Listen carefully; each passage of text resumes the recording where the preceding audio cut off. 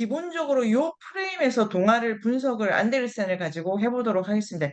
1번 그냥 배경 인물 사건이에요. 일단 비교의 틀을 잡아놔야 됩니다. 비교의 틀. 제가 이거를 가지고 그 신이 허락하신다면 미야자키 하야오 우리가 그 영화 본 그 책이 10월 마지막 날 아니면 11월 첫째 주에 나온다고 하거든요. 그것도 지금 방법을 같이 쓰는 거예요. 배경, 사건, 인물 이렇게 갑니다. 이것도 그렇게 해볼까요? 예를 들면 그림 형제 동화집에 나오는 거는 배경이 숲입니다. 자, 그 다음에 미야자와 겐지도 숲입니다. 이렇게 되죠. 숲입니다. 그러면 안데르센은 배경이 어떻게 됩니까, 유리쌤? 도시가 많이 나. 그렇죠. 네네네. 도시 있습니다. 자, 그래서 어 이게 각자 여기서 큰 거는 우리가 공유를 하면 됩니다. 큰 거를 써야 될 거는 뭐냐면 그러니까 우리 계속 이제 실험을 해가지고 이론을 만들어야 돼. 이론을 만들어야 구체적인 거를 분석을 할 수가 있는 것 같아요. 더 세련되게. 자, 이러면 도시가 있고 가끔 숲인 것 같기도 한데요. 자, 예를 들면, 어, 그림 형제 동화집은 전체가 숲이라고 해도 과언이 아닙니다. 가장 중요한 주인공 중에 마녀, 난장이 막 이렇게 우르르 나오죠. 그리고 사냥꾼 요까지 나오는데, 없는 형이 병사? 뭐 이런 거 조금 없는 형이 안데르센에 들어와 있는 거 이런 것도 재밌고 도시가 하나 있습니다. 유리쌤 더 들어갈까요? 도시도 있고 지금 그러니까 전체를 읽어보면 이론이 조금 수정이 될 건데 그러니까 계속 테스트를 해야 돼. 그래서 지금 그 우리 6명이 이렇게 같이 글을 쓰는 거고 역할을 좀 나눠서 가지고 느낌 오시죠? 나는 숲을 어떻게 다루는지를 좀 찾아봐요. 그러면 결론적으로 없다에 도달하더라도 이렇게 가는 거죠. 그 다음에 나는 캐릭터를 좀 볼 거야. 이러면 이제 예를 들면 미야자와 겐지의 캐릭터 중에 가장 중요한 캐릭터는 사냥꾼 이런 게 있고요. 인간형 중에는 그 다음에 과학자 이런 거 있죠. 이런 거 선생님 그러니까 거긴 직종이 되게 다양한 현대적인데 들어가면 되게 고대적이죠. 그러니까 미야자와 겐지가 진짜로 이 보면 더 문제적이라는 생각이 듭니다. 근데 안데르센은 공주 왕자 되게 많아요. 그러니까 직업으로는 뭐 구두수성공 뭐 이 정도 나오겠죠 나중에. 근데 되게 그 병사 이렇게 나오는데 예를 들면 미야자와 겐지의 과학자 하면 진짜로 과학자잖아요. 그러니까 학교 선생님이면 진짜 학교 선생님의 그 직업이 선명하죠. 근데 여기는 공주 왕자 이렇게 간다는 거는 그냥 뭐 예쁘고 부자 뭐 이런 거죠. 지금 느낌이 그래서 캐릭터를 요 정도 범위가 있다와 그 캐릭터의 특징 요렇게 갈 때 글을 쓸 때 말을 미야자와 겐지는 하면서 비교해가지고 쓰면 이렇게 독자를 설득을 할 수 있습니다. 근데 지금 요 가기 전에 다시 공간으로 돌아오면은 숲이 있는지 없는지도 찾아내야 되고 도시라고 하면은 도시는 있는지 없는지도 찾아내야 됩니다. 그러면 유리쌤 어떠십니까? 행운의 덧신 같은 경우에는 도시 안에서 각 그 도시에 구성되어 있는 뭐 병원이라든지 뭐 그런 곳을 배경으로 구체적으로 삼고 있는 것 같아요. 직업도 나타나고. 네네네. 그 행운의 덧신 좋네요. 행운의 덧신, 이게 진짜 할 게 다양하게 많은데요. 행운의 덧신도 그런 도시를 보는데, 이제 지금 안데르센이 어떤 구성을 좋아하는지도 파악을 해야 됩니다. 그러니까 옴니버스를 좋아하죠. 요거는 사건으로 하고, 지금 다 정리가 각자 알고 계시죠? 근데 제가 지금 드리는 말씀은 안데르센은 사건이 계속 진행을 해요. 끝없이 가. 그림 형제 동화집에 집 나간 애들은 집으로 돌아옵니다. 근데 인어공주, 덧신 이래가지고 자기가 겪는 경험이 계속 나아가거나 뭐 이런 구성을 좋아하는 거죠. 끝없이 이어지거나. 이럴 때 마지막으로 뭘 설정하느냐. 죽음, 천국 이런 게 좀 들어옵니다. 근데 특히 죽음에 대해서 어떻게 바라보느냐 이런 거는 미야자와 겐지랑 되게 비교할 만한 거죠. 그러면은 그 안데르센의 죽음관 이렇게 해가지고 또 연구를 우리가 할 수가 있습니다. 그럴 경우에 덧신에 나오는 한번 갔다 오는 경우 있지 않습니까? 그거는 되게 죽음이 두렵다거나 부정적이라거나 뭐 이런 생각도 조금 들기도 하고요. 그 다음에 그 바람 아저씨 4명 나와가지고 정원, 천국의 정원. 그것도 천국이 나오는데 되게 좀 공포스럽게 그린다거나. 자, 아까 현실 도시에서 여러 직업군이 나옵니다. 이런 게 있습니다. 그런데 이 이야기를 누가 하냐면은 요정이 하는 거죠. 그러니까 유리쌤 전체 장치가 요정의 장치죠. 그러니까 공간 이게 동화도 마찬가지고 레비스트루스가 소개하는 신화학의 그 생날것의 야생의 무문제 사회의 신화에는 공간 사건 배경이 인물 사건 배경이 아예 없더라. 그걸 빼면은 문자 사회에 들어온 얘기를 분석할 때는 형식을 많이 뜯어보면 재미가 있는데요. 지금 이게 옴니버스식으로 구성이 되는데 전체 틀이 그 요정 얘기죠, 요정 얘기. 그러니까 공간이 예를 들면 도시 자체라기보다는 뭐 이런 생각도 조금 하면서 가 봅니다. 가 보고 예를 들면 유리쌤 감옥에 들어간다고 하는데 그렇다고 해서 감옥 생활에 관심 있는 거는 또 아니니까요. 제가 드리고 싶은 말씀은 공간이 도시인데 이런 걸 도시라고 할 수 있을까? 그러니까 숲이 없는 그러니까 지금 이 전체가 요정이라든지 되게 공상, 환상 요런 데에서 이야기가 공간을 전체 큰 게 다 환상 세트고 그 안에서 이런저런 도시 여기저기를 다루는데 예를 들면은 중간에 바람 아저씨가 그 동풍, 서풍 이렇게 나가지 않습니까? 북풍, 서풍, 남풍, 동풍 이렇게 해야 되나요? 그 바람 아저씨가 조망하는 동네 있잖아요. 동네를 되게 망원 렌즈 쓰는 거죠. 망원 렌즈.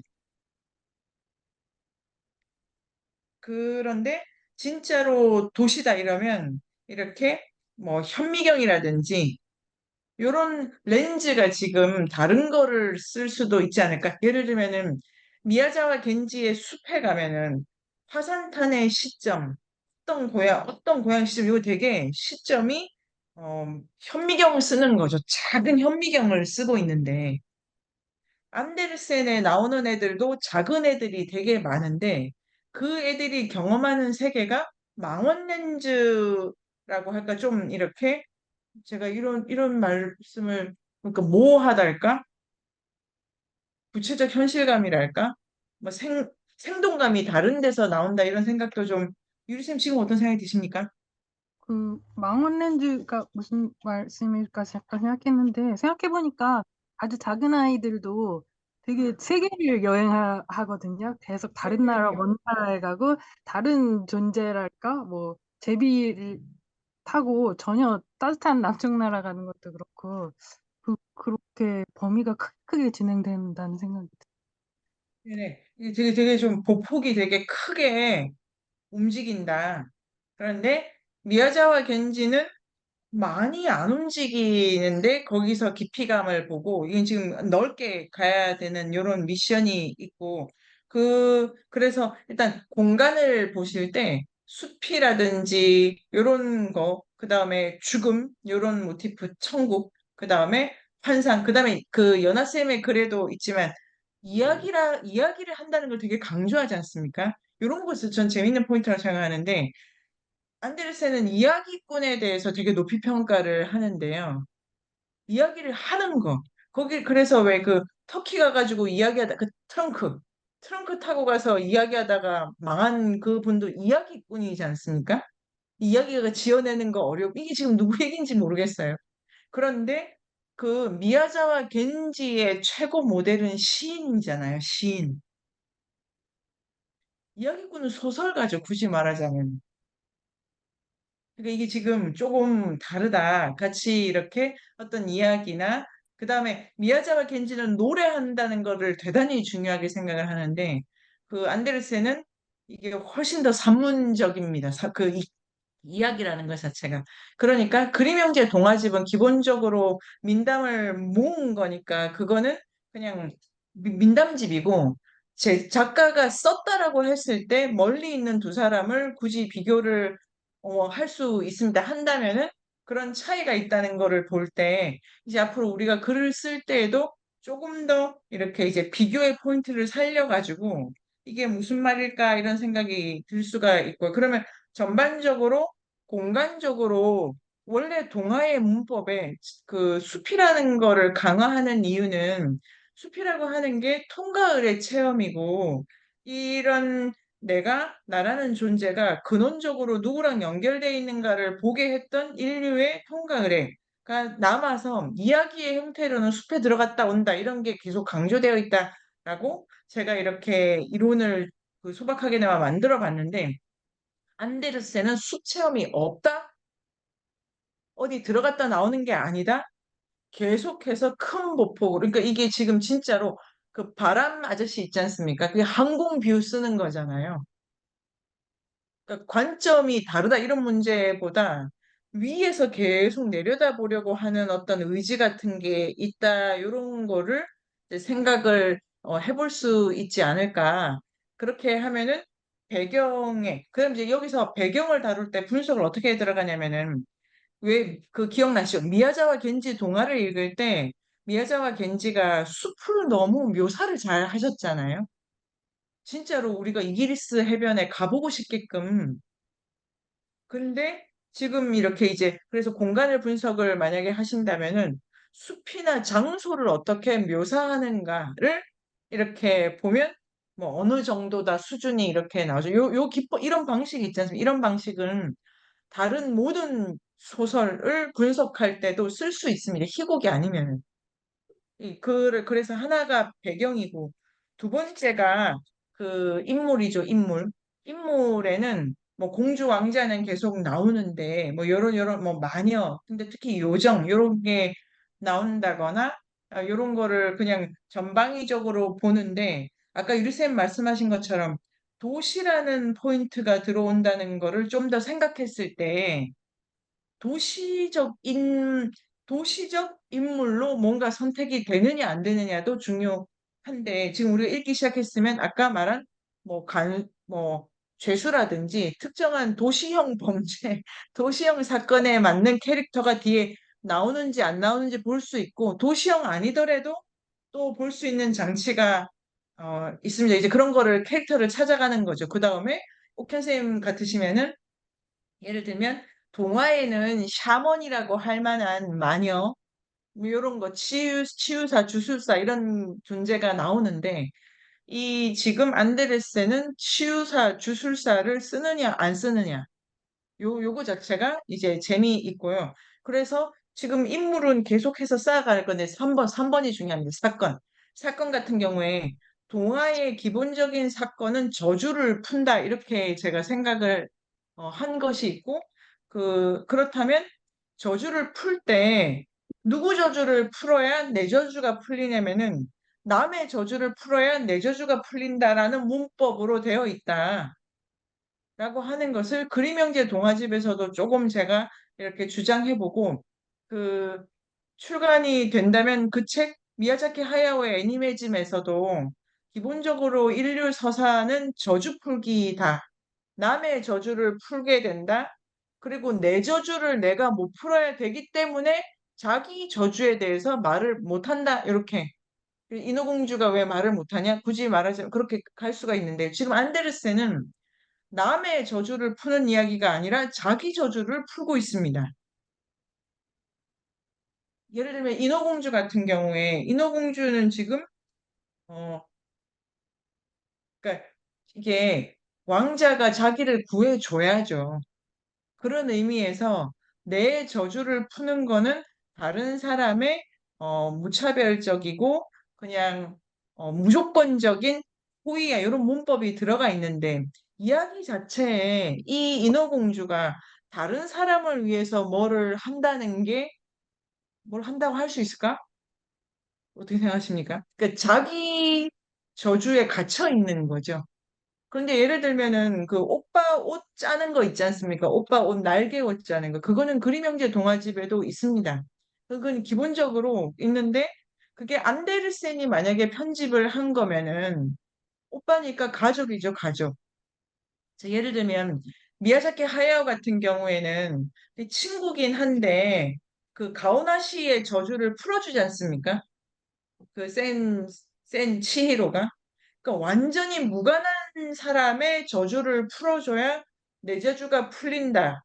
이런 모티프가 이제 옛날 이야기에는 많고 미야자키 하야오를 적극적으로 쓰는데 안데르센 같은 경우에는 다른 사람의 저주를 푼다 그래도 가족의 범위를 안 넘는다든지 이런 식이라든지 그 다음에 예를 들면은 그 중간에 제 제목은 까먹었는데, 시체 그 함부로 하지 말라고 돈 대신 내준 사람 있지 않습니까? 결국은 이 시체, 네가 그때 그 돌봐줬던 그 시체라고, 요거는 되게 직접적인 보은이잖아요. 동화의 저주 풀기는 나 저주를 나랑 무관한 사람 거를 도와줘가지고 고치게 해주는 그러니까 당구공을 중간에 한 번 더 딴 데 쳤다가 받아오는 거라고 제가 주장을 했는데 안데르센 되게 직접적인 보온을 강조를 하는 방식으로 제가 드리고 싶은 말씀은 사건에 있어서 되게 자기중심적인 사건을 가지고 이야기를 개작을 하거나 전체 이야기를 이제 창작을 하시는 것 같아요. 다시 말해서 자기라고 하는 게 대단히 강화되어 있는 동화다라고 보면 이거는 소위 말하는 근대 소설이죠. 근대의 가장 히트친 이야기는 내가 어떻게 될까? 내가 이 경험을 하면 어디에 이를까? 나라고 하는 게 서사 문법의 가장 중요한 틀인데 안데르센에게는 그거를 쓰려는 의지가 되게 강하게 발동되어 있기 때문에 동화는 어떻게 되냐면은 기본적으로 확 산만해진 다음에 자기가 전체 풍경 안에 녹아 들어가죠. 그런데 그림 형제가 이걸 수집을 할 때 그게 너무 그 광범위하게 펼쳐진 이야기니까 끊어가지고 행복했습니다라고 마감을 시킨 거더라고요. 그림 형제는 일부러 마감을 시킨 거고 그런데 기본적으로는 시야가 이렇게 확장이 되고 나 말고 다른 사람을 좀 더 보게끔 하라. 라든지 숲이라고 하는 게 근원적으로 생각해라.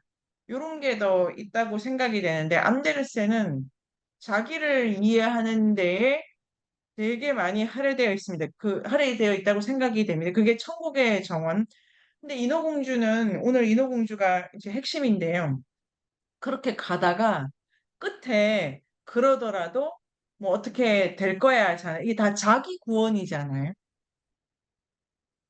이게 되게 저는 진짜로 그 유리쌤 말씀하신 것처럼 특히 인어공주는 자기계발서인데 안 그러세요? 내가 열심히 하면 이렇게 될 거야. 열심히 하면 저렇게 될 거야.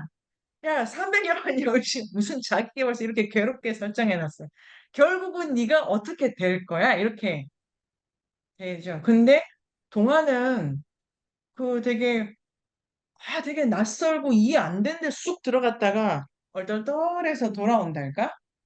이런데 끝내 인어공주는 자기가 도달해야 될 때를 계속 보게끔 목적이 탁 정해져 있게끔 이렇게 한달까? 이런 생각도 해봤습니다. 그러니까 선생님들 전체적으로 배경, 인물, 사건 중심으로. 근데 지금은 흥미로운 거는 안데르센의 이 시기가 1800년대, 그다음에 1870이 되게 재밌는데 1850년대 이러면 막 톨스토이가 막 소설 쓰고 있습니다. 소설 다 썼어.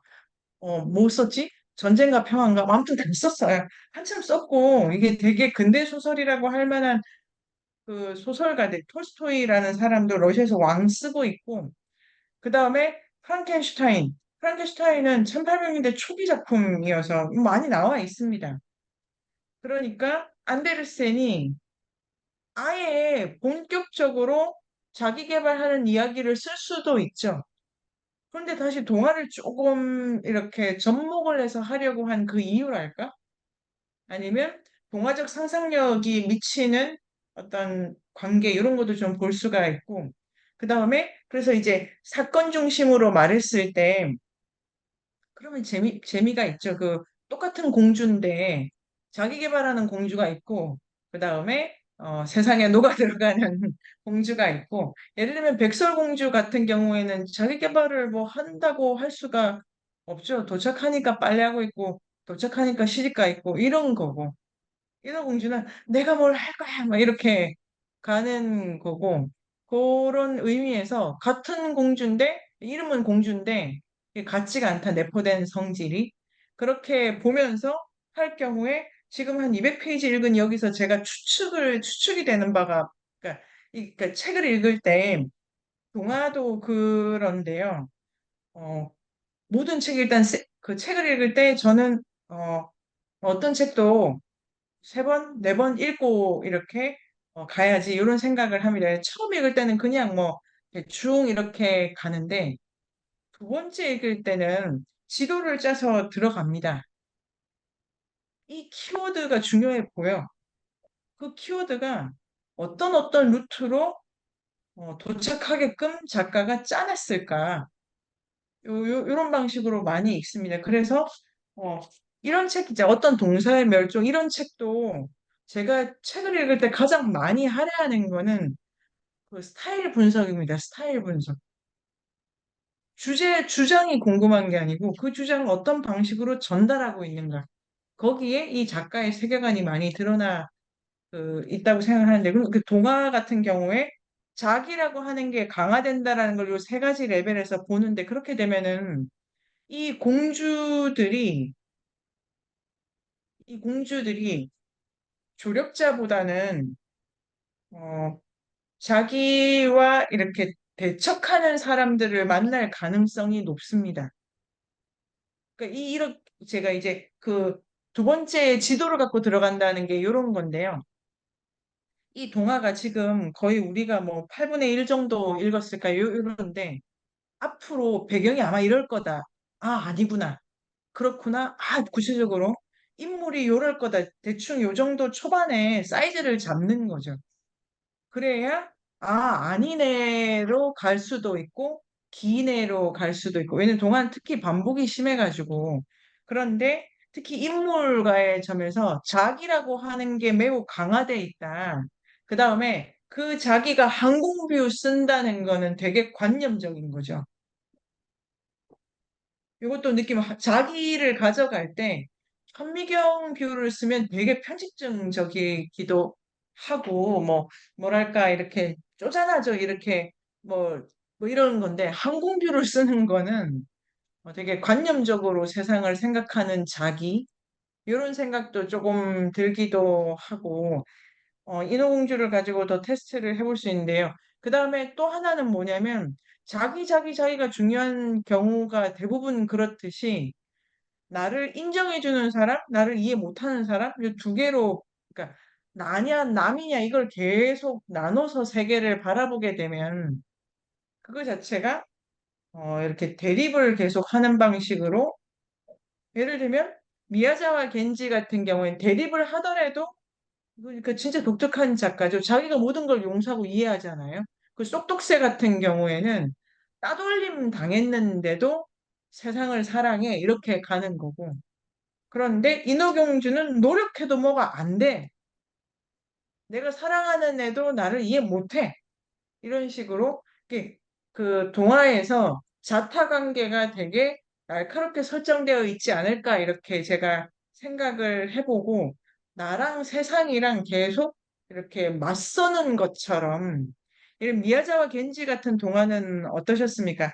이 화산탄도 그렇고 애들이 세상이랑 맞서는 것 같지만 그래도 이해를 한다거나 서로 같이 있다거나 이렇게 조금 무늬가 어우러지는 무늬를 작가가 계속 보려고 하는데 이 인어공주랄까? 제가 지금 그러니까 저의 편향된 느낌이겠습니다만 계속 대립을 한다든지 뭔가 잘 어, 그러니까 혼자 이런 느낌도 조금 들고 유리쌤 지금 어떠십니까? 요까지 선생님께서 보신 현대답다를 요까지를 풀었네요.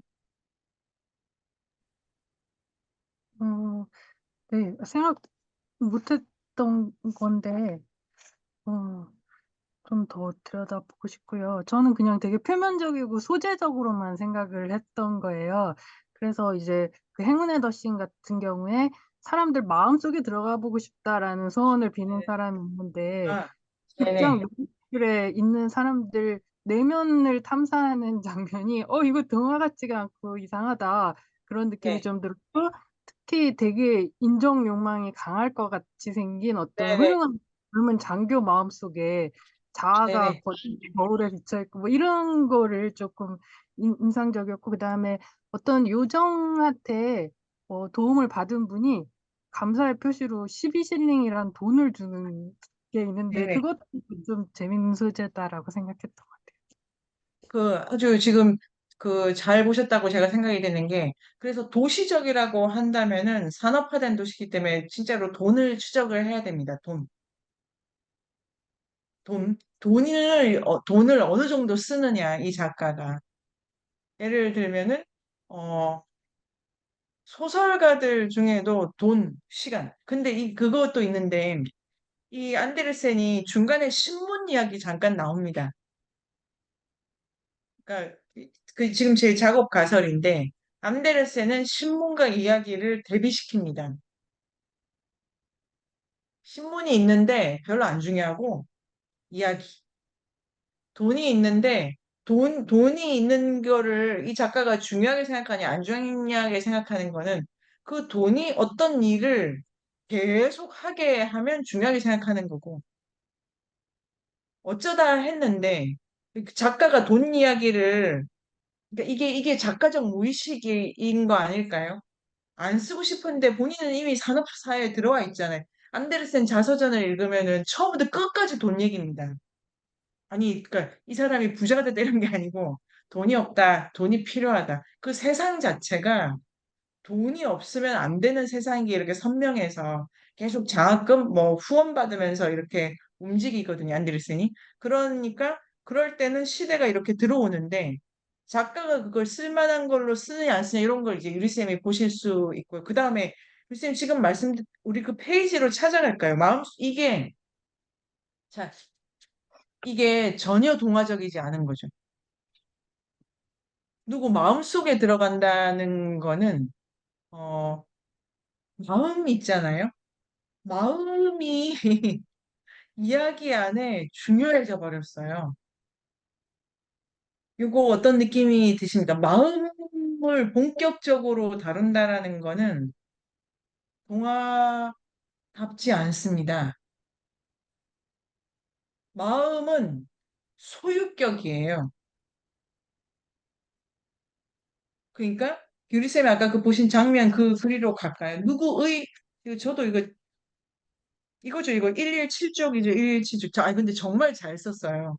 이제 이거 복사해서 연구실에 붙여놓으려고. 아, 어디 이거 써먹으면 좋겠다. 이게, 다 훌륭한 우리가 작가인데, 글을 한 번에 한 큐에 이렇게 쓸 수가 없기 때문에, 여러 문체를 연습을 해보면 좋습니다. 해보면 좋고, 그럴 때, 이런 비유랄까, 이런 문장이랄까, 이 글을 쓰는 게 이건 기술이에요, 기술. 이 기술을 완전히 익히려면은, 그러니까 메시지가 중요한 게 아니라 기술이 중요한데, 116쪽부터 117쪽 두 번째 문단까지 유리쌤 읽어주시죠. 116쪽 마지막 줄.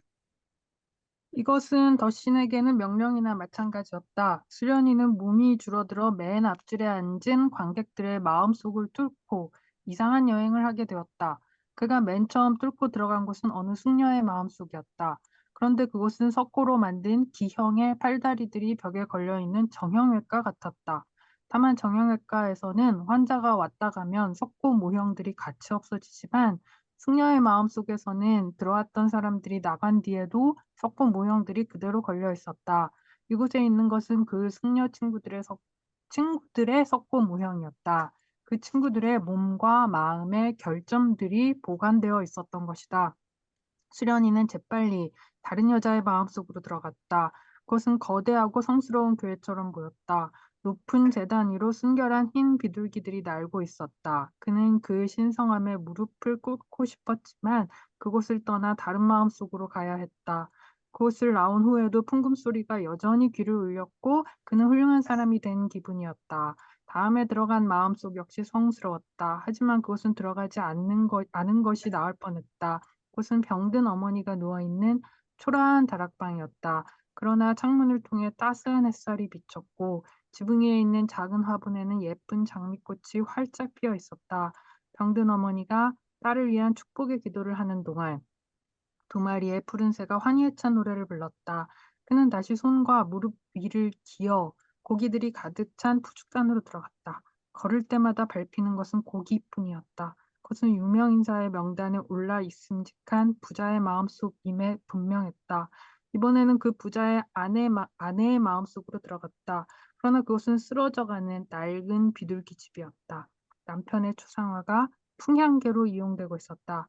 이 풍향계는 모든 문과 연결되어 있어 남편의 결정이 달라질 때마다 이 문들이 닫혔다 열렸다 했다. 뒤이어 수련이는 로젠베르크 성에서나 볼 수 있는 거울로 된 방으로 들어갔다. 그곳에 있는 거울들은 사물이 엄청나게 크게 확대되어 보였다. 방바닥 한가운데에는 초라한 자아가 어마어마하게 큰 자기 자신을 보고 놀란 표정으로 수도사처럼 앉아 있었다. 수련이는 뾰족한 바늘들로 가득 찬 좁은 바늘쌈지 속에 들어온 것 같았다. 결혼 못한 노처녀의 가슴이 틀림없어. 그러나 그의 생각이 틀렸다. 그 가슴은 많은 훈장을 탄 젊은 장교의 것이었다. 사람들이 지성과 감성을 함께 지녔다고 말하는 사람이었다. 수련이는 정신이 멍해져서 첫째 줄 끝에 앉아 있는 사람의 마음에서 나왔다. 네네. 여기까지. 자, 이게 우리가 그 그림 형제 동화라든지 미야자와 겐지가 보는 거랑 많이 다른데요. 요거는 이번 주에도 보석 같은 그 페이지를 많이 얻었는데 요건 아주 중요한 페이지라고 아주 중요한. 이 부분은, 어, 그 핵심이죠. 요 어떠십니까? 요 부분. 더신. 아니, 그 더신도 할 게 많은데. 그 안데르센이 신발 좋아해요, 신발. 그거가 아버지가 구두 수선공이다. 이런 게 일반적인 설명인데, 그거는 1차적인 거고, 빨간 신 이거 있지 않습니까? 춤추다가 미쳐버리는 언니? 하여튼 신발 좋아한다. 요거, 이런 모티프를 또 구체적으로 볼 수 있고요. 여기도 더신이고, 근데 이거 어떤 느낌이 드십니까? 팀들 모두 한번 말씀을 우리 나눠볼까요? 여행 계속 나오는데 이제 마음속도 여행해야 되는 걸로 배경으로 들어간 것 같다는 생각이 들었어요.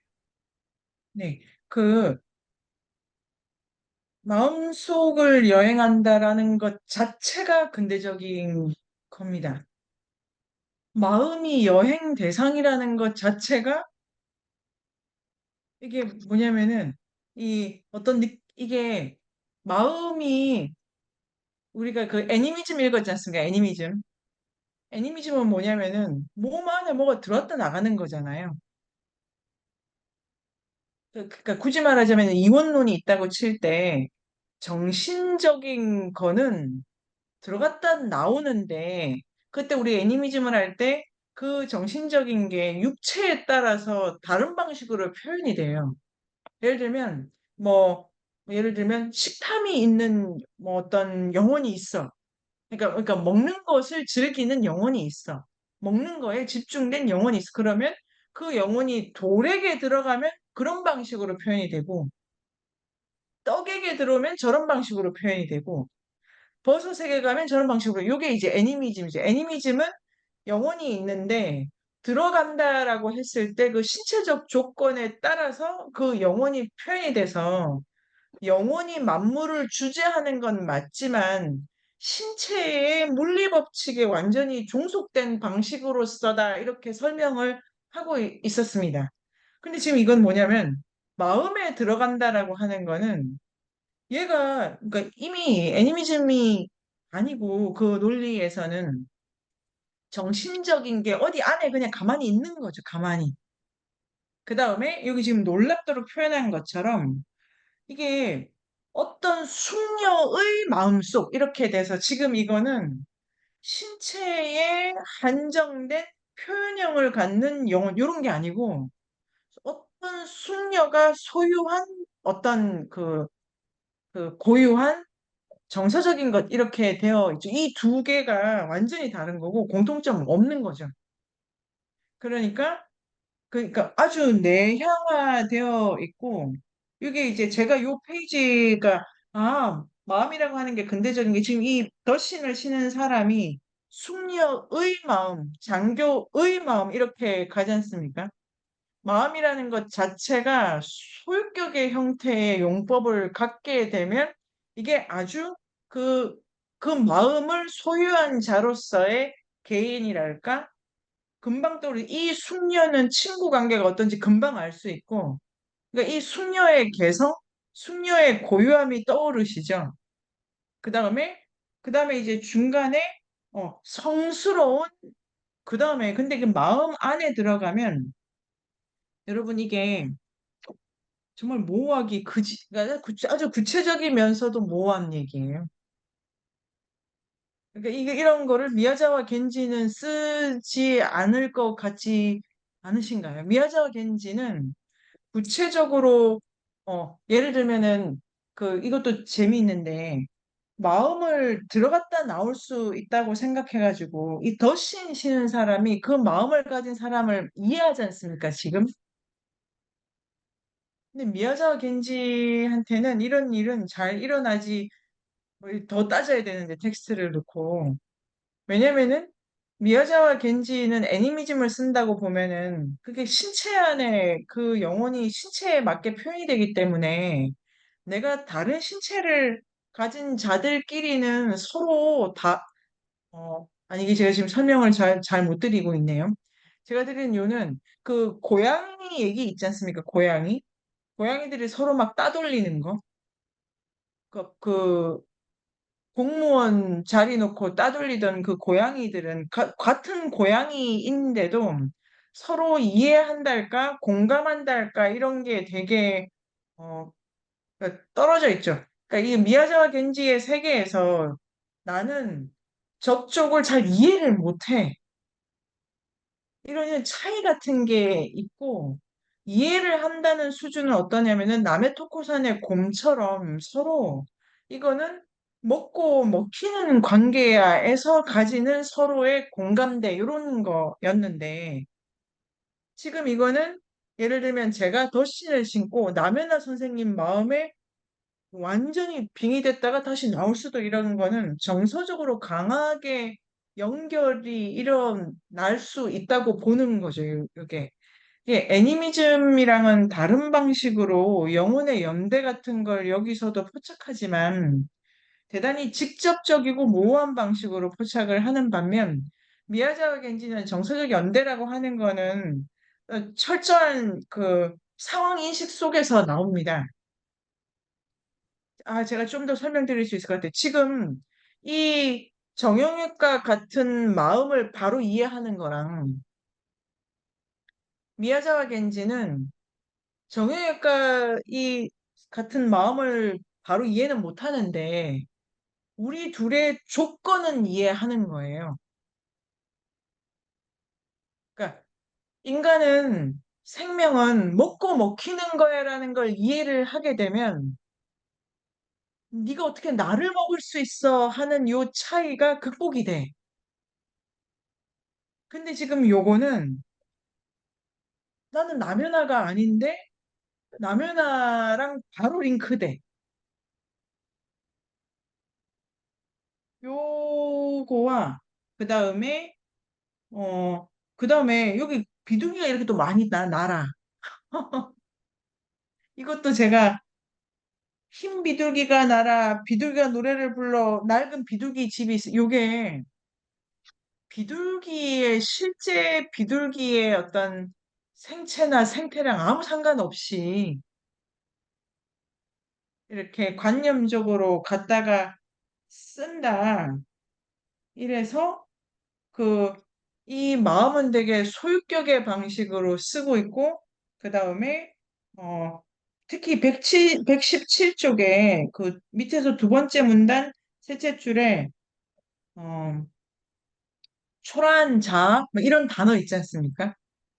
그러니까 그 이제 결론은 자아의식, 자기애, 자기 인정, 자기 정서, 그 이런 것이 대단히 강하게 안데르센의 동화 안에는 이렇게 돌아다닙니다. 자, 그래서 다시 예를 들면은 인어공주 같은 경우도 인어공주의 그 자아 느낌이 되게 강화돼 있는 거고 그 요런 자기에 대한 느낌 요런 거 자체가 이거는 세르반테스의 돈키호테가 근대 소설의 1번인데 거기 약간 정신분열적으로 올 정도로 이거를 만드는 자, 요런 거고 선생님들 또 어떠십니까? 요게 동화적이지 않다. 자기가 자기를 느끼는 거를 되게 중요하게 생각한다. 연하쌤? 해석쌤, 연하쌤 어떠십니까? 요 부분.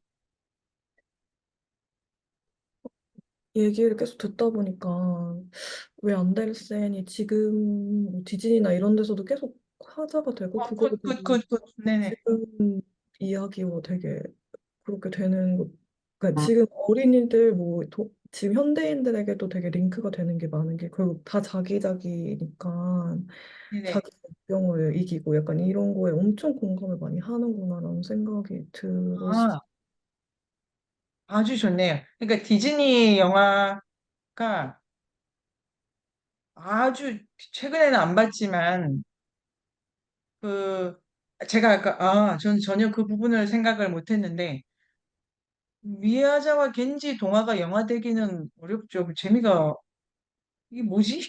없지. 그러니까 은하철도 999도 되게 많이 각색이 된 건데 근데 안데르센이 그 대중 엔터테인먼트에서 많이 활용이 된다라는 게 자기계발적 요소가 있다. 그 다음에 세계랑 나랑 계속 대립각을 세운다. 뭐 예를 들면 부모 세대랑 나랑 뭐 이거랑 나 네, 자기다움에 되게 집중하는 점이 동화적임에도 불구하고 있기 때문에 그 다음에 하여튼 117쪽이 유리쌤이 보신 거 그대로 아주 중요한데 마음을 들여다보다 있지 않습니까? 남에 의해서 들여다보던 내가 나름 이게 되게 왔다가 나로드는 반성적 시각이 되게 강하기 때문에 이거는 동화적이지 않죠. 그래서 심리 묘사가 되게 센 건데 심리 있지 않습니까? 심리.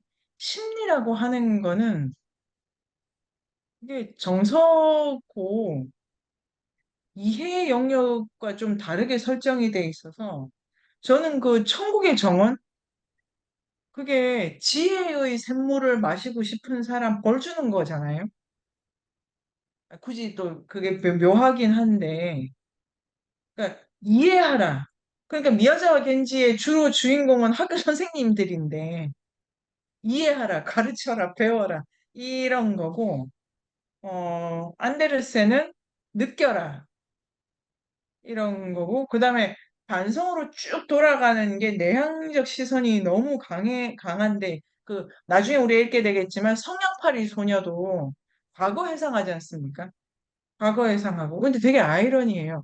되게 내향하는 그 동화를 쓰는데, 실제 서사는 보폭이 크게 움직이는 거예요. 요런 게 재미가 있죠. 움직이는 거리나 키로수로 따지면은 미야자와 겐지는 멀리 안 나가지 않습니까? 실제로는 멀리 안 나가죠.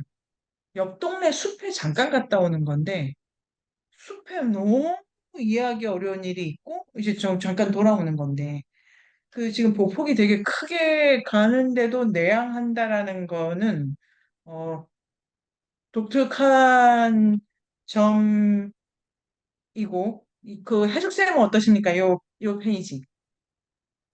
음, 뭐 다른 이야기랑 이제 비교해 봤을 때도 보통 이야기 설명을 할 때는 그 대상이나 인물들의 역할을 주어주는 경우가 많잖아요. 뭐 어떤 뭐 네네네. 공주가 살았고 두더지가 어쨌고. 근데 이 마음은 자기를 이제 설명해주는 내용들이 있다 보니까 자기가 사는 세상에 자기 스스로를 설정하는 그 시점이 그 안데르슨이 살았던 시대에 필요했기 때문에 네네. 이제 자기를 주인공처럼 여기지 않았었을까? 자기 마음을 그런 생각도 한번 해봤어요.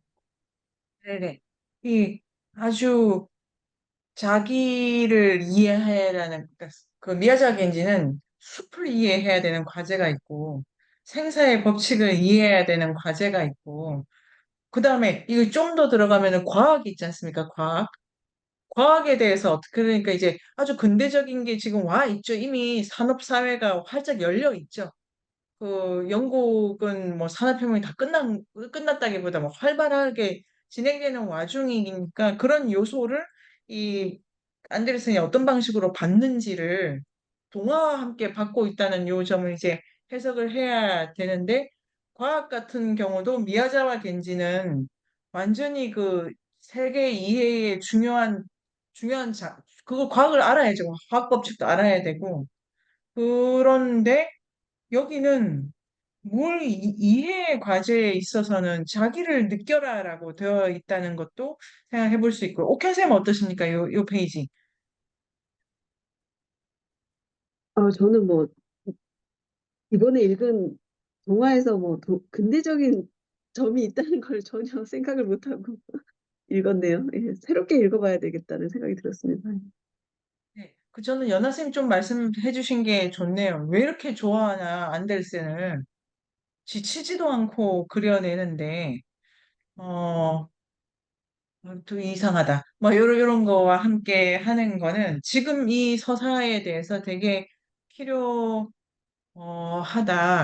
그러면 아니, 그래서 진짜로 그 미야자키 하야오의 마지막 작품은 이상한 데 가 있다고 생각을 합니다. 미야자키 하야오는 11편의 장편을 만들었는데 10편이 예를 들면 미야자와 겐지 스풍이죠.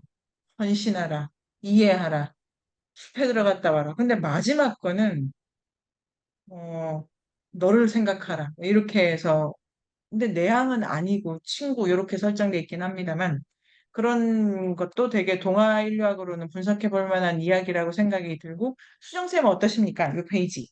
이 안데르센을 읽다 보니까 그 아름답다, 아름답다, 뭐 이런 네네네. 얘기 너무 많이 나와가지고 이 맞아요. 사람이 이 아름답다라는 단어를 정말 어떻게 쓰고 있는 거야? 정말 이게 그냥 뭐 묻지도 따지지도 않고 그냥 아름답다라는 것인가? 아니면은 이 아름답다라는 말을 우리가 다시 생각해 보기를 바라는 것인지 계속 이런 생각을 하면서 읽었었던 것 같고 그 선생님 말씀을 들으면 그 우리가 미야자겐지 할 때는 그 테마라고 할까? 그게 모른다잖아요. 난 그러네. 모른다. 그런데 여기서는 나는 알 네네. 수 있어. 다 알 수 있어. 이런 느낌이 계속 드는 것 네. 같아서 그런 차이점이 있을 수도 있겠다. 그 지금 말씀해 주신 거 너무 좋네요. 아주 아주 좋다고 생각합니다. 그 미야자와 겐지일 경우에 개체는 자기 신체라든지 자기 인식을 넘어갈 수 없죠. 그래서 모른다. 잘 모르겠다. 근데 이 신즉 자연이라고 할 만한 전체 지평에서 보면 다 필연이죠, 필연. 그다음에 개체와 개체가 만나는 거에 대해서 서로 모르는데 서로가 서로를 해치는데 이렇게 가는 거죠, 가는 거.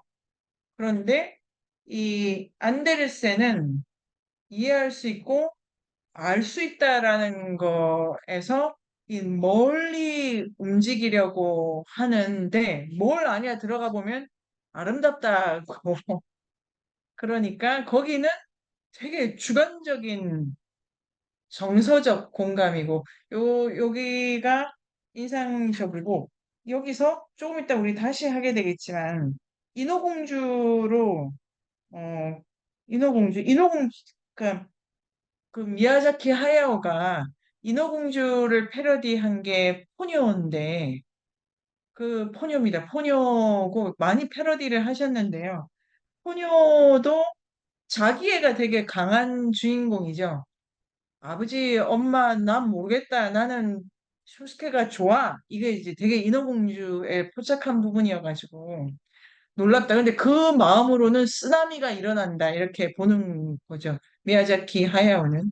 근데 인어공주는 그 마음으로 어, 쓰나미가 안 일어나고 본인이 망하는데 이게 되게 인어공주, 우리 과제에 많이 있는데요. 인어공주는 이게 자기 때문에 언니, 할머니, 부모님 다 지금 뭐 하나를 바쳐가지고 이렇게 되고 있고, 과제는 우리 쓰신 과제가 너무 좋은데 이 마지막만 보면은 인어공주가 마지막에 그 공기 이렇게 되죠, 공기. 물, 공기 이렇게 되면서 저는 이제 이거를 자기계발서로 읽어가지고, 너는 이제 공기의 딸들과 함께 있다. 이 96쪽에 가면서, 영혼이 없지만 착한 일을 하여 영혼을 만들어라. 이렇게 돼서, 이런 거 보면 되게 애니미즘의 영혼 개념인가 싶지만, 요게 되게 구별해서 쓸 수 있는 좋은 부분이다. 애니미즘이랑 차이가 난다. 그래서 이거 한번 그 선생님들 기회가 되시면 써보시면 되게 그러니까 배운 거를 간단하게 정리하면서도, 그런데 그게 이 선생님들 첫 번째, 두 번째, 세 번째 문단에 어, 그 보면은 고통받아라, 노력하라, 뼈를 깎는 고통을 겪어라 이런 말 있지 않습니까? 그러니까 이 고통은 공주가 굳이 말하자면 자기 좋으라고 겪는 고통이죠. 근데 미야자와 겐지 작품의 고통은 타인의 고통을 내가 감당을 하기가 되게 어려운데 설정이 되어 있어서 이런 것도 자기 고통 그런 다음에 이 고통을 겪으면 나중에 이제 96쪽에 하늘나라로 가자. 그러니까 이 서사가 어떻게 되냐면 이걸 하면 뭘 얻어 이렇게 됩니다. 이걸 하면 뭘 얻어 이게 그림 형제 동화집에 없는 그러니까 미션을 통과하는데 이 미션을 통과하면 그 다음에 그 미션의 결과를 어떻게 얻게 돼? 인가가 직접인가 이렇게 설정이 돼 있는데 바리대기라든지 전래동화는 할머니 뭐 밭을 가라. 밭을 갈게 되면은 빨래를 할 수 있어. 이렇게 되어 있죠.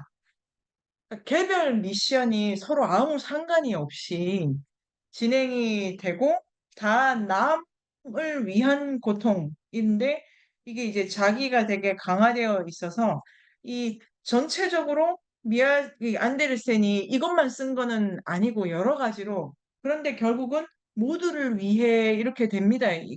이게 다른 착한 아이 그리고 착한 아이 뭐 돌봐주고 기다려주고 발견하라 이런 게 조금 더 공공적인 것 같지만 자기화되어 있는 게 강하다라는 거를 천천히 이렇게 해석의 포인트로 가질 수 있다고 생각을 하는 거에서 인어공주 뒷부분도 끝내 자기 개발이다. 옥현쌤은 어떤 마음으로 이번 시즌에 임하십니까? 우리 자기소개하고 있었는데요. 네, 까먹을 뻔했네요. 네, 저는 자기계발적으로 읽은 것 같아요. 그래서 네네네. 그 이제 왕자의 세계로 갔다가 왕자를 죽이고 다시 자기 세계로 복귀하잖아요. 그래서 네. 그거를 보면서 내가 어떤 경험을 하든지 내 경험을 부정해서는 안 되겠다. 그러면은 나는 다시 내 세계로 복귀한다. 뭐 근데 그렇게 좀 자기계발적으로 읽은 것 같습니다. 그러니까 네네. 어떤 경험이든 긍정하자. 뭐 이런 생각을 좀 했어요. 네. 그러니까 그게 자기 개발 다 그냥 뭐든지 겪어 너에게 다 도움이 돼 이게 자기 개발이고 동화는 그걸 겪어라. 근데 그건 아무 의미가 없어 네 인생에 그냥 겪는 거야. 이런 거 저런 거를 무의미하게 겪어. 그냥 겪는 거야. 인생은 경험의 누적이 아니야. 그러니까 뭘 겪어도 도움이 될 거야는 경험을 누적치를 보는 거고, 동화는 그 겪는 거 다 날아가. 그런 거라고. 왜냐하면 세상은 자꾸 바뀌고 네가 겪는 처지에서마다 다 다른 일, 무늬가 매번 달라져. 이게 그러니까 더 나가 더 세게 나가면은 자기 개발은 자기 경험을 축적시키려는 그에서 계속 추동이 되죠. 아, 모든 실패가 의미가 있어. 이거는 자기 개발적인 거고 다 그런 의미에서 인생은 실패밖에 없지. 나는 의미도 잘 모르고 그냥 어떤 일을 통과했어. 그게 끝이야. 그러니까 싸울 수가 없어. 이런 게 동화적이라고 저는 생각을 하게 됩니다. 그런 의미에서 그러니까 시야가 넓어지지만 나를 강화시키는 게 아닌 이야기가 저는 진짜로 조금 필요한 것 같고 의미에 대해서 다르게 생각하는 동화 일각이기를 바래가지고 그렇고요. 그런 의미에서 안데르센 진짜 이상하다, 이상하다. 그러면 지금 이 안데르센을 읽고 나면 우리가 진짜 안목이 많이 생겨가지고 어떤 이야기를 보면 이게 근대적이다, 아니면 좀 동화적이다. 자, 수정쌤 어떠십니까? 그 재밌는 동화를 읽는 줄 알았더니 제 세미나 진행 중에 제가 느끼는 거는 아 정말 이게 뭔가 이 안데르센이 과도기적인 시대에 있어서 우리를 양쪽 눈으로 볼 수 있게 해줄 수 있겠구나. 아, 이래서 기대가 됩니다. 네네네. 요 한 덩어리가 안데르센 그러니까 이런 게 안데르센한테 뭐가 강하게 들어와 있냐면 이 안데르센이 편집의 귀재인데 또 하나 거대한 그러니까 그 재미있을 것 같아요. 하나가 천일 야화풍이에요. 약간 그 옴니버스식 구성 같은 거 있지 않습니까? 근데 그 천일 야화라고 하는 이슬람의 민담집인데 신밧드 나오고 있지 않습니까?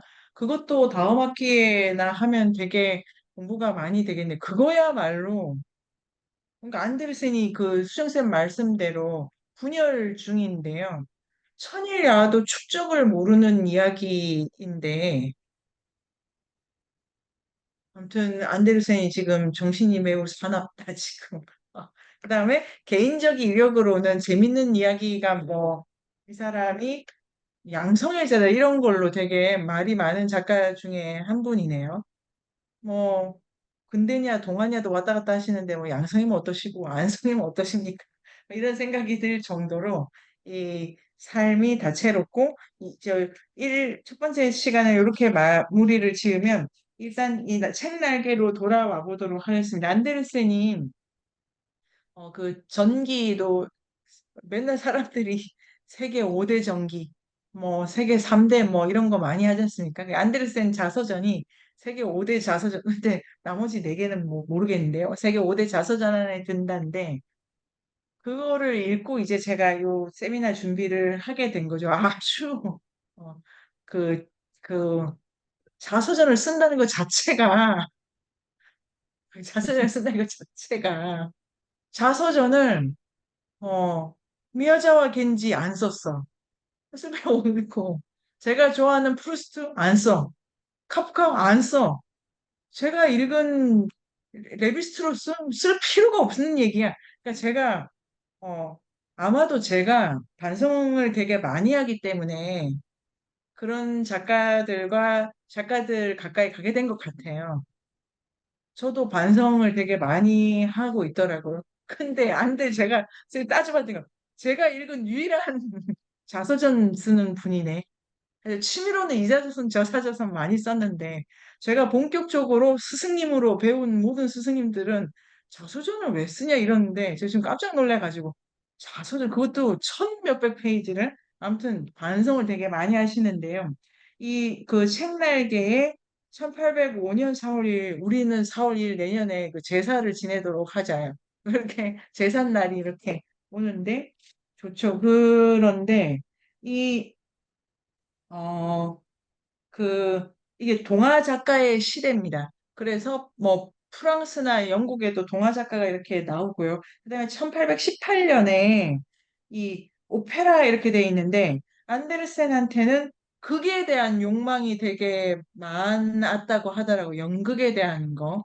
그래서 근데 지금 이제 잘 보면은 연극인데 본인이 이름을 날린 건 동화죠, 동화. 그다음에 동화로 생애 후반, 초반엔 연극에 대해서 많이 몰두했는데 뒤로 갈수록 동화적 세계관으로 전환되기 때문에 그 사이가 우리가 공부를 좀 할 수 있을 것 같고요. 그래서 이 안데르센이 이 책날개 두 번째 보면은 이 그 1835년에 우리가 동그라미를 쳐줘야 됩니다. 1835년에 1835년에 어린이를 위한 동화집을 출간했다 이렇게 나오는데요. 이게 어린이를 위한 요거 자체를 붙여서 동화를 편집하는 게 당시 유럽의 유행이어가지고 그래서 그림 형제 동화집도 이렇게 이제 편집을 합니다. 어린이. 그런데 이제 어린이 동그라미를 쳐야 되는데 동화라고 하는 게 원래 민담이었는데 요 1835년 그다음에 1800년대 초반에 그 그림 형제 동화집이 어린이와 가정을 위한 이렇게 해가지고 아동기라고 하는 게 유럽에서 되게 특화가 됩니다. 그거 이제 결정타가 1800년대 초반에 있는데요. 제가 드리고 싶은 말씀은 아동기라고 하는 게 1700년대까지 없는 거죠. 없는 거. 아동문학이라는 거를 만든 다음에 역으로 아동기가 생깁니다. 근데 아동문학이라고 하는 그거는 민담의 어른들이 읽었던 신화예요. 그게 이제 약간 편집이 돼서 애들 이야기로 갑니다. 아동문학이랑 1835년이 이게 고리오 영감이라고 하는 유럽사에서 자아라고 하는, 그러니까 자기 얘기만 하겠다고 결심한 주인공의 소설이 나오는 게 1835년입니다. 그러니까 이 해가 문학사적으로 보면 되게 결정적인 해죠. 어떤 식으로든지 자아의 얘기, 자기에 대한 얘기가 많이 나오는데 자기라고 하는 서사의 특징이 아동기에서 어른으로 간다 이렇게 됩니다. 선생님들 그림이 그려지시죠? 아동기에서 어른으로 간다. 그 아동기는 빵이고 경험을 축적해서 어른이 되는 건데요. 축적해야 될 경험과 축적하지 말아야 될 경험의 선별 작업이 일어나는 서사가 이 자기 서사입니다. 그러니까 아동문학이 출연했다는 거는 아동기가 출연했다는 말이고 아동기가 출연함으로써 그 경험을 축적해서 만들어내야 될 어른상이 따로 정해지는 인식의 프레임이 만들어진다라고 볼 수 있는 요 책날개의 한 부분이고 역사적으로는 35년이 중요하다 이런 말씀을 드릴 수 있는데요. 동화는 경험의 축적이 안 일어나고 그러니까 백설공주가 아이에서 어른이 된다고 볼 수는 없죠. 백설공주는 끝내 멍한 상태로 왔다 갔네요. 그러니까 백설공주는 아동기 얘기로 보기가 어렵지만 그림 형제가 그걸 그냥 아동문학이라고 친 거고. 제가 설명을 잘 드렸을까요, 수정쌤? 끄덕끄덕. 자, 그렇게 해가지고 이 책날개 35년에 이 이제 중요하고 그 다음에 덴마크 문학에 새로운 경향을 불어넣어 주었다라고 하는데요. 이게 그렇다기보다 일단 이때의 덴마크 문학이라고 하면은 덴마크어로 쓴 문학이지 않습니까? 그러니까 그 유럽의 각자 자기 나라 말로 그 이야기를 편집을 해서 짓게 되는 거죠. 보통은 그 1700년대까지 작가라고 하면은 기본적으로 3개국어, 4개국어 해가지고 불어도 잘하고 뭐 독어도 잘하고 이태리 말 기본이고 이렇게 하더라고요. 그런데 이제 1800년을 넘어가면은 자기 나라 말로 글을 쓰는 게 잘 쓰는 거다라고 인식이 바뀌기 때문에 각 요 문학사 책을 다 보면 요 초반이 다 황금기래요. 그러니까 진짜로 잘 써서가 아니고 덴마크어로 뭔가를 많이 하기 시작한 거예요. 그 이전의 작가들은 되게 유럽적이고 스케일이 그 반도 뭐 대륙 전체를 커버했는데 여긴 되게 국소적으로 들어갑니다. 근데 또 하나 특징적인 게 안데르센은 거의 덴마크에 안 있었다고 하거든요. 가장 많이 유럽을 돌아다녔는데 덴마크 작가이고 그러니까 덴마크어에 집중을 해가지고 덴마크에서 들었던 얘기를 좀 집중을 하게 됩니다. 그래서 이제 좀 더 섬세하게 나올 텐데요. 여기 그 마지막 책날개에 우리 자서전을 읽으면 좀 다른 얘기를 더 많이 하게 될 텐데요. 이 당시 뭐 유럽 상황도 보고 그런데 그 29번이나 해행을 했는데 북아프리카, 유럽 내부 그래서 그 자기 기획문도 많이 쓴 작가고 이렇게 작가적 명성으로 인기를 많이 얻어가지고 친구가 되게 많았더라고요. 그런데 홀로 떠돌았다. 이 전체가 자기 인생은 여행인데 덴마크 문학의 황금기, 그다음에 보폭 크게 움직이지만 자기 자신의 이 이제 개인 이력이랑도 많이 오버랩이 됩니다. 그러면 10분을 쉬고 이제 과제를 읽으면서 본격적으로 이제 시작이니까. 인류학의 숲으로 초대합니다. 인문세닷컴에서 만나요.